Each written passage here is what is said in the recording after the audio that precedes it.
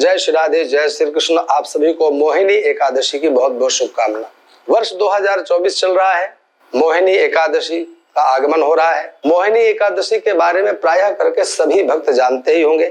वह देवासुर संग्राम और उसके मूल में 14 रत्नों की प्राप्ति और उससे भी आदि में समुद्र का मंथन। समुद्र मंथन किस प्रकार से और क्यों, किस हेतु के लिए किया गया, ये सभी चरित्रों को आप सभी लोग जानते ही होंगे। महाराज बलि से लेकर के इंद्रादिक देवताओं का जो युद्ध हुआ और जब समस्त देवता युद्ध से पलायन कर गए, हार गए, स्वर्ग आदि में बलि इत्यादि देवताओं का आधिपत्य हो गया, सभी भगवान श्री हरि के शरण में पहुंचे और भगवान श्री हरि ने ही यह मार्ग बताया कि आप सभी इस समय शक्तिहीन है। शक्ति को प्राप्त करने के लिए हमें अमृत की प्राप्ति करना आवश्यक है और वह अमृत समुद्र में समाया हुआ है। इसलिए आप और असुर दोनों ही आपस में संधि करो और समुद्र का मंथन करो। पहले तो देवताओं ने मना किया, परंतु भगवान की आज्ञा प्राप्त करके इंद्रादिक समस्त देवताओं ने जाकर बलि से संधि का प्रस्ताव रखा।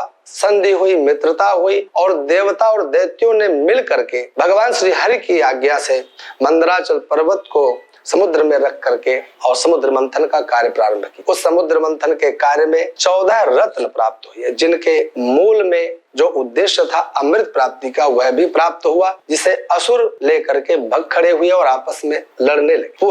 पूर्वमहम पूर्वमहम, अहम पूर्वमहम पूर्वम इत्यादि कहते हुए आपस में युद्ध करने लगे। मैं पहले पीऊंगा, मैं पहले पीऊंगा। उसी बीच में भगवान श्री हरि एक सुंदर स्त्री का स्वरूप बनाते हैं, जिसे मोहिनी नाम दिया गया। यह वही एकादशी पर्व है जिसे शास्त्रों ने, विद्वानों ने कहा है कि इसी पर्व के दिन भगवान मोहिनी अपना स्वरूप बनाते हैं। मोहिनी के रूप में जाकर उन दैत्यों को मना करके और उनसे अमृत प्राप्त करते हैं और देवताओं और दैत्यों को पंक्ति बनाकर बैठा करके उन्हें अमृत पान कराते हैं, जिसमें बड़ी चतुराई और कुशलता पूर्वक भगवान श्री हरि ने समस्त देवताओं को अमृत पान करा दिया, दैत्यों को नहीं दिया। जिन देवताओं के मध्य में, सूर्य चंद्र के मध्य में एक राहु नामक दैत्य ने भी अमृत पान किया, जिसे भगवान श्री हरि के द्वारा चक्र के माध्यम से उसका छेदन किया गया। अमृत हृदय में जाने पर दोनों भाग जीवित हुए, एक राहु और एक केतु बना।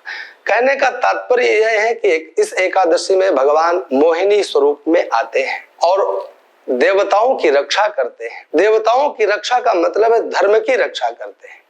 मानिए यदि दैत्यों ने ही अमृत का पान किया गया होता तो धर्म का क्या हो? धर्म को मानने वालों की रक्षा की, अर्थात धर्म की रक्षा की। धर्म के मूल में भगवान ही होते हैं, स्वयं साक्षात भगवान है और भगवान ने उसी धर्म की रक्षा करके देवताओं का अभ्युत्थान किया और उस समय से लेकर आज तक हम लोग उन्हीं भगवान श्री हरि के उस कार्य के अभिभूत हैं। कार्य के लिए भगवान को बारंबार नमन और प्रणाम करते हैं। आज इस एकादशी पर्व पर हमें भगवान श्री हरि की पूजा करने का संकल्प करना चाहिए, क्योंकि उनकी करुणा दया से ही आज हम लोग धर्मानुसार आचरण करते हुए, दान इत्यादि करते हुए, अनेक प्रकार के अनुष्ठान पूजा पाठ करते हुए सतत अपने कुल गोत्र परिवार एवं धर्म की भी रक्षा करते हैं। एकादशी के तिथि के बारे में मैंने अनेक बार आप लोगों को बताया है कि एकादशी का पर्व, सभी तिथियां अपने आप में महत्वपूर्ण है, भगवान श्री हरि को अत्यंत प्रसन्न करने वाली है। हम इस एकादशी के प्रातः ब्रह्म मुहूर्त में उठ करके स्नान आदि करें और विधिवत भगवान